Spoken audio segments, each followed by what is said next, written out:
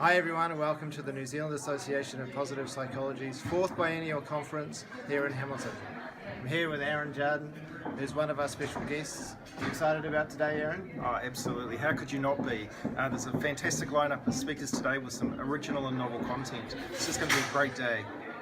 Usually my talks, they're a little bit more academic. They're about a research study, and I usually go into a lot of detail and quite depth on that. This isn't one of those talks at all.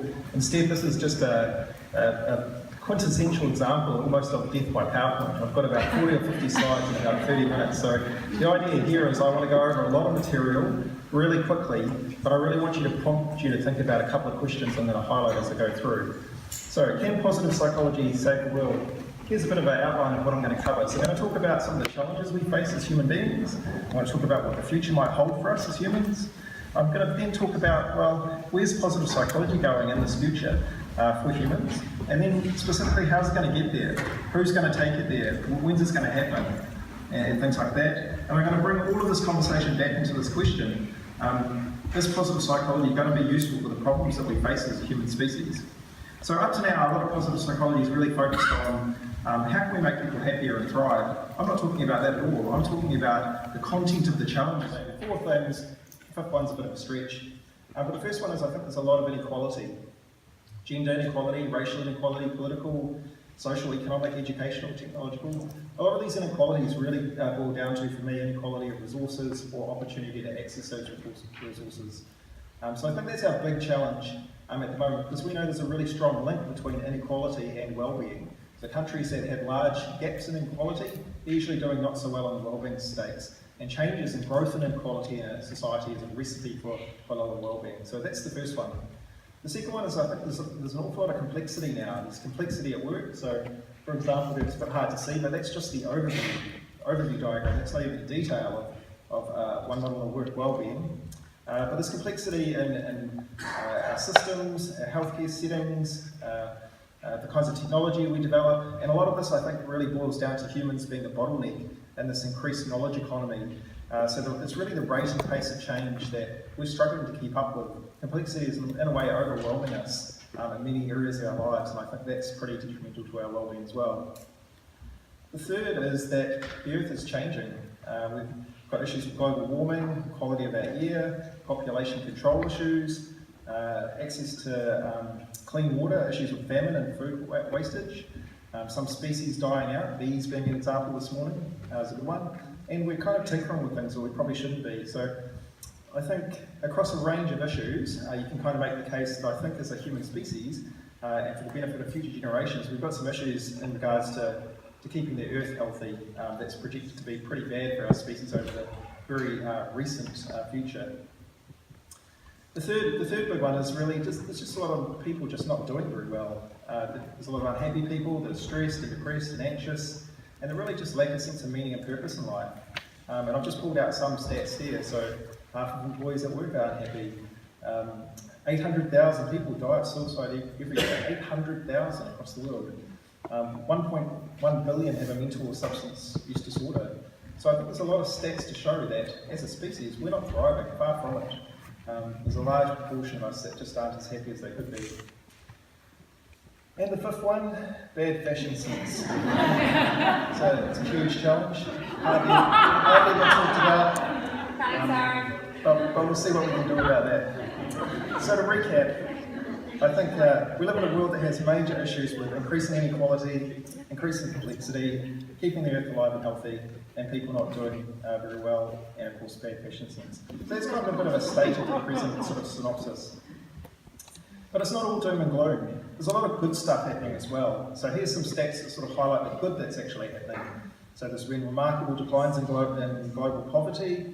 A lot of people are now connected with technology and cell phones. Rates of literacy are actually really high now compared to just 50 years ago. Medical science is really impressive now in regards to being able to cure things, or at least remediate symptoms. Population growth is growing rather than declining. Of course, as a species, if it was declining, that would be problematic.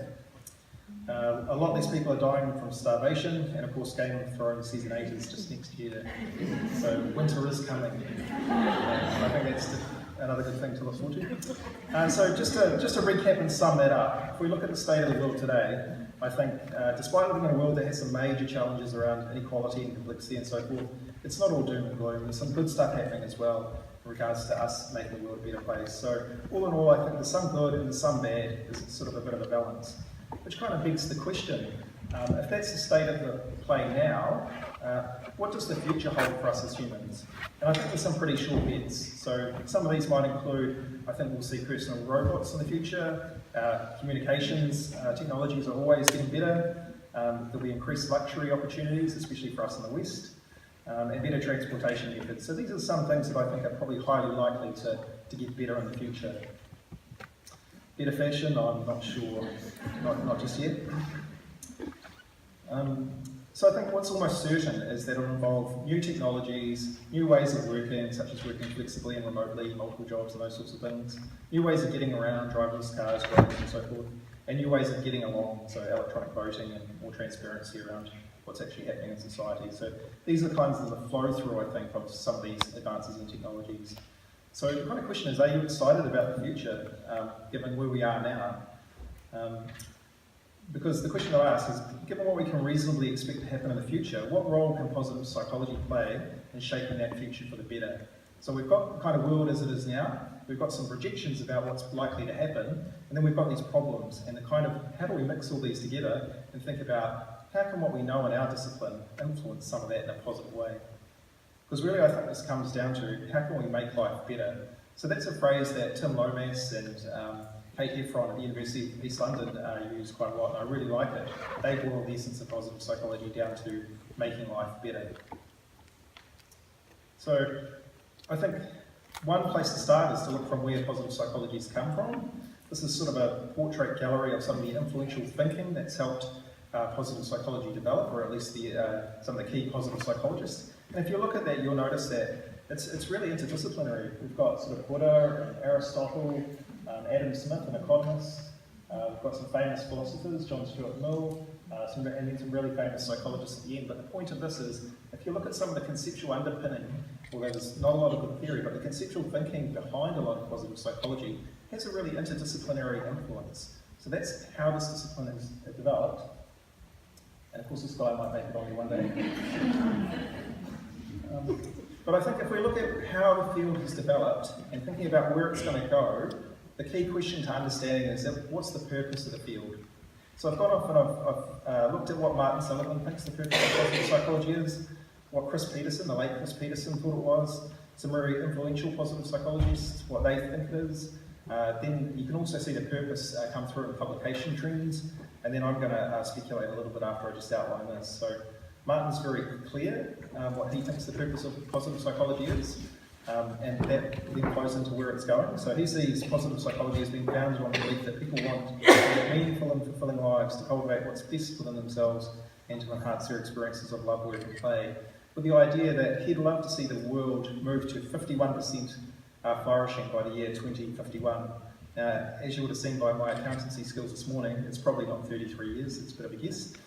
But nonetheless, his vision is, wants to see half the world at least flourishing by 2051, and he's got his model of PERMA and a lot of work around using that as an avenue to increase flourishing. So that's his purpose. Chris Peterson wrote a very good book called A Primer in Positive Psychology, which I still think is one of the best introductions to the field. But in it he had a chapter called The Future of Positive Psychology, where he speculated about positive psychology's future, and he said things like he thought positive psychology would fuse more into the field of psychology as a whole, and this is over 10 years ago now, and probably the answer to that is it has to some extent, but not wholly. So we're kind of still in its own field and a bit more accepted within psychology now, although just not New Zealand, but everywhere else. The negative will always be appealing, so the idea of this negative bias that we have towards danger and bad things being very strong and being hard to overcome that. He thought we'd get more clarity over hedonic set points, so when you increase wellbeing, can you sustain that change in wellbeing? Better longitudinal studies, that's one thing we're definitely doing a lot better now. How interventions will generalise in scale, so that's a lot of the research effort around that now. So looking at his list, there's some things that haven't quite kind of kicked on, but some things that we're actually doing a lot better of when he speculated about the future of positive psychology. One book series I wrote with a whole bunch of other people, we went out and interviewed some of the key leading positive psychologists, and we asked them that specific question. where is this field going? What does the future hold for it? And there's just some examples of the people in these 3 books that we asked this specific question to. And when we looked at what they, when I looked at what they've said, they said, well, what's key for the field of positive psychology to develop is really the importance of this interdisciplinary collaboration. Half of them meant that within psychology, so it's important for positive psychologists to talk to social psychologists and clinical psychologists and community psychologists and so forth, so interdisciplinary within the discipline. But the other half actually meant it's important for us to engage with philosophers around debates about wellbeing and economists and social scientists more broadly. They thought it was really important to enable the training of the young scientists in the field. So one key aspect that was really highlighted as being important for positive psychology was the evidence base. But we need to train scientists in being very evidence-based. So some of them worried about that. They all saw and named a range of really cool topics coming into the field within the domain, such as psychological flexibility and time perspective and how that impacts wellbeing. They thought that some topics were getting too much attention, like strengths, at the expense of the field growing more broadly or in a more balanced way. And that very high quality science was needed. So they were sort of pointing to these as necessary to enable the purpose of positive psychology. And if we looked at the publication trends, what's actually being published in our field? Well, there's a lot being published, other than general introductions to the field, there's been a lot being published around positive emotions and born and build theory in particular, a lot around positive psychological interventions, and a lot around strengths. All of them conclude that more research is needed, but it's more the fact that the way the field has started, it started in some really deep streams. So there's plenty of opportunity for other research to come on board. And of course, there's 2 really good books if you're particularly interested in thinking about the future of positive psychology. Future Directions in Wellbeing, and probably my favourite, Designing Positive Psychology, has some really good information. So, now thinking about where positive psychology is going, in order to then think about how it can tackle some of these problems, there's some areas of the research base that it's done pretty well with over the last 15 years. So there's been a lot of investment in positive neuroscience, there's been a lot of work in Australia on positive education. The military, the US military and other militaries around the world have invested in particularly resilience and how that links to wellbeing for soldiers. Positive organisations, particularly out of the States, National Council of Wellbeing, there's a large number of countries now measuring wellbeing at a national level, including New Zealand, and there's been quite a bit of research around understanding the impacts of culture on wellbeing. So I think, given it's only been a very short 20-year history, although a lot of this sort of existed before it was sort of defined as a field, I think there's been a big effort in these particular areas over the last 20 years. So we actually know a lot around some things. Then there's new areas to focus on. So these are kind of my speculation in some areas that I think will balance out the field a little bit more, and some findings I find really novel and cool. And I'm going to talk through them all in a minute, but there's just a list of them there. So the idea that discomfort can be good for you, so can laziness, play, sex, slowness, nature, technology, most disadvantaged, health, and positive parenting. These are kind of new research streams and application bases which I think are coming on board and broadening out the focus from just strengths and just positive psychological interventions. But if I had the time to go beyond 10, I'd speculate at things like this: how our attentional resources impact on wellbeing. Happiness by Design is probably the best book I read last year, and it's all about how your attention impacts your wellbeing. We heard Nigel talk about the media and wellbeing. The media is a key dissemination avenue, so we have a new discipline around positive media developing.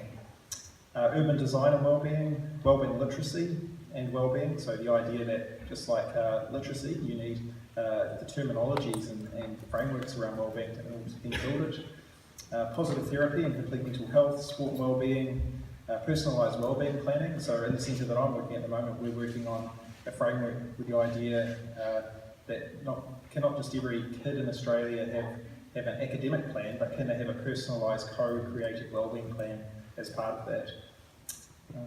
Leisure centres and opportunities impact on wellbeing and retirement and wellbeing. So there's a whole bunch of other areas that I think are really exciting, but there's just not much work on just yet. So the first one I mentioned was discomfort as a pathway to wellbeing. So this is a problem because we live in a society that's really building its technology to take away discomfort from us. We live in almost a comfort-addicted society, but the point is discomfort is a key pathway to wellbeing. If you think about some of the best days of your life, chances are I had a large amount of discomfort. One of the best days of my life was a Tongariro crossing, but I twisted my ankle 2 hours in, I forgot my lunch, I got sunburned, I was just full of discomfort, but it was a great day. So if you want to learn more about that, Robert Biswastina's talk, or the last wedding I went to as well. Your drunk uncle falling off the table at the end of the night. Very uncomfortable. Great wedding.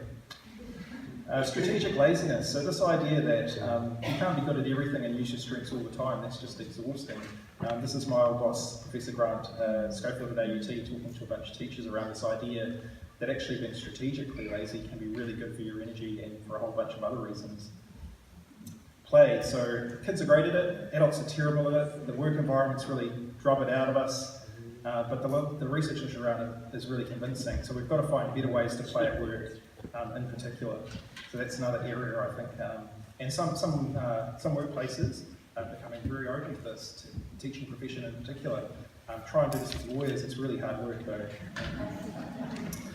Sex and wellbeing. So I just don't think we can ignore this link between sex and wellbeing, because positive emotions are really glue for social discomfort. So now's the time to play that sex video. I'm joking, there's no sex video, but it's just really, it's really strange how within social psychology, the links between sexual health and mental health have been really well studied, and to a lesser extent well-being, but positive psychologists haven't even approached this topic just yet. So I think that's needed. This idea of slowness and well-being and simplifying your life. So really just stopping doing too much in this really complex world we live in to actually do less. So there's only 4 empirical studies on this link between slowing down and your well-being, and 2 of them are really bad, so there's really only 2. We know, just because the methodologies were so poor, so we know very little about the link between slowing down and well-being, but we have tons of anecdotal evidence by people that say as soon as they simplify their life and slow down, they get really big well-being benefits. So there's a lot of qualitative research around this, there's just not a lot of good research around it just yet. The links between nature and well-being, so these are very strong links now, and there's really good review articles such as that one, but this idea that getting outside, getting some vitamin D, having access to green spaces and caring for growth, looking after a plant and things like that, they all impact your well-being very positively. Wellbeing technology. There's a guy lying down here ready to have his wellbeing enhancement, but we already see some products coming onto the market which can help with this. So Muse is one example, but the Chinese are getting very sophisticated at building hardware in this space. And once they catch up with the soft science of this, I predict that we'll see a whole range of these products come onto the market the same way we saw a range of products for physical health like Fitbits and things. So I think this is not far off. Targeting the most disadvantaged. And that's because that's a great opportunity to increase wellbeing on a large scale. A lot of these disadvantaged youth in particular have very low levels of wellbeing, so there's great opportunity to move it even higher. But also the stats around this are really shocking. If disadvantaged youth that are in trouble with justice and out of education, they're calculated to cost society $1 million each, so through a trajectory of crime and whatnot. And if we can put them back onto the path of a better future and be more resilient to making bad choices, we can not only increase their well-being, but it can be a great benefit for society as a whole as well. Physical health and well-being. So it's really a detriment that none of our models have physical health as a solid part of it. The study we did at AUT, the Sovereign New Zealand Wellbeing Index, we highlighted that physical health was really a basis for psychological well-being. The links were so strong. People that were eating well, sleeping well and moving a lot had high well-being and most of the time were flourishing. People that were eating a poor diet, were sedentary and not getting good night's sleep, almost never had high well-being. But the links were so strong, it almost told us that it's very hard to build psychological well-being without physical health as a basis. So we really need that more in our models and thinking around well-being. And the last one is parenting, this idea of positive parenting and giving kids the opportunity to take on risks, to learn about their abilities to fail more.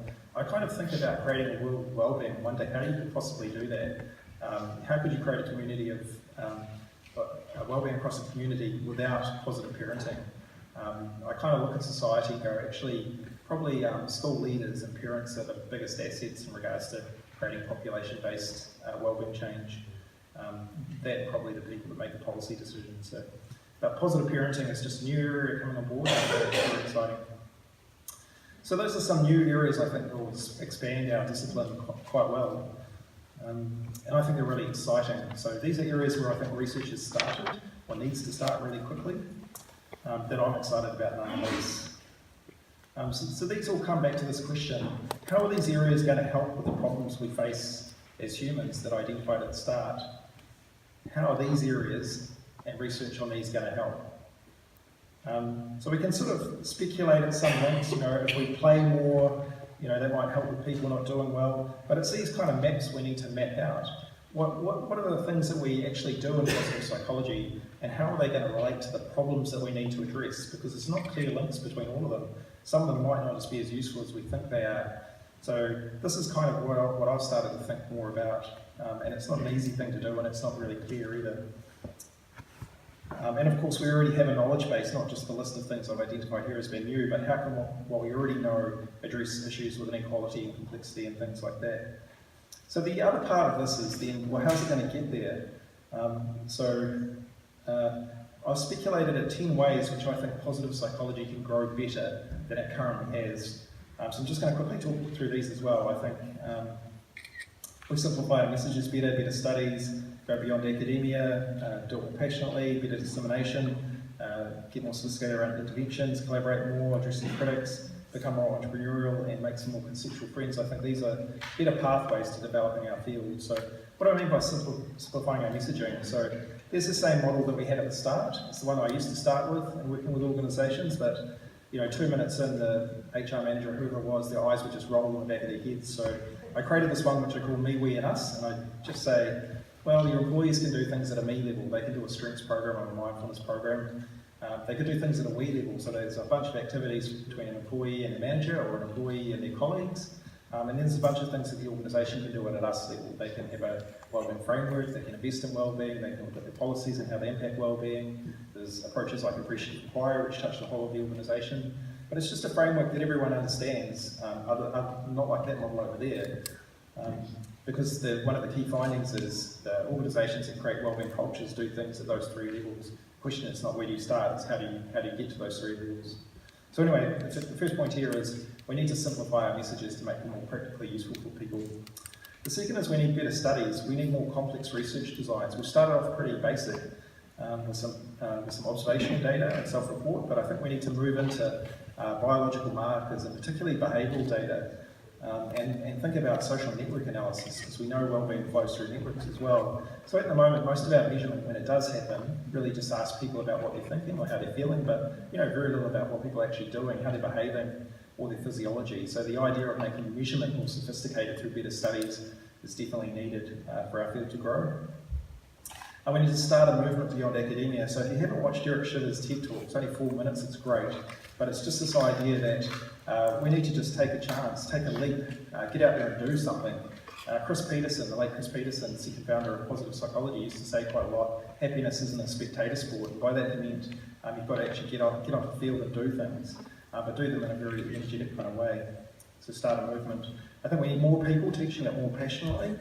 So we've already got some great academic programs and companies that are doing really good in teaching wellbeing skills and actually making great impact. We just need more of them, and we need more passion in this as well. So I think we need to teach it more widely. We need better dissemination of what we've currently got and what we're currently producing. So we need to make better use of social media, public policy avenues. Schools and organisations are obviously 2 key touch points for this kind of material. So figuring out better how we can get those into those arenas. Tailoring our wellbeing interventions better. So this idea that one size fits all, it just doesn't.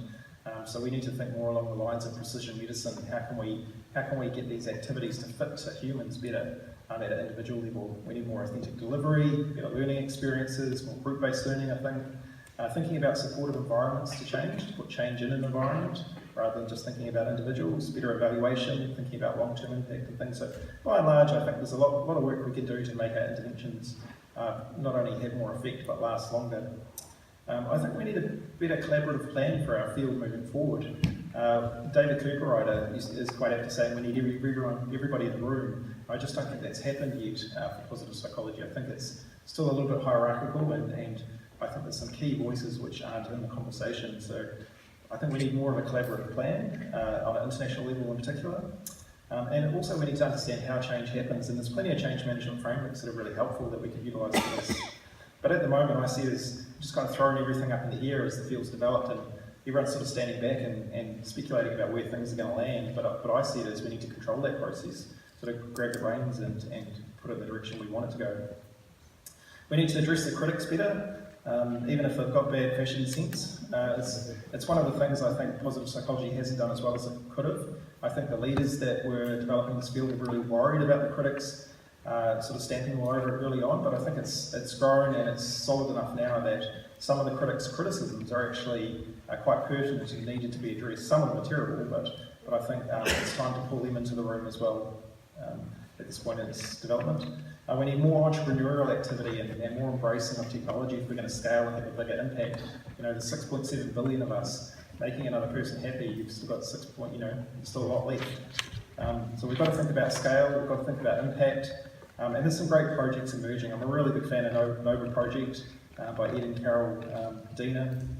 And the last one is just make some better conceptual friends, particularly within the helping professionals.